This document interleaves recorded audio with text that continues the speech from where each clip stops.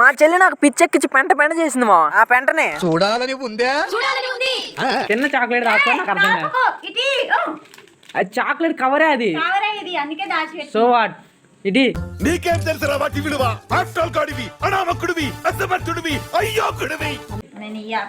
ఎవరెవరు తిన్నారు? నేను మమ్మీ హలీమా తింటారా? హలీమా తిన్నగా. హలీమాది పోయింది. ఏం పోయింది? అరే నిన్నెవడైనా టీ తాగించి మరీ కొట్టాడ్రా? చాక్లెట్ కావరా?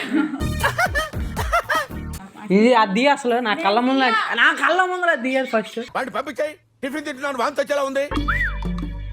పంపించాయి. రాత్రి నుంచి ఒకటే సౌండ్. తెల్లవార్లు చిన్నపిల్లాడు బంతితో ఆడుకున్నట్టు నాతో ఆడుకుంటుందిరా.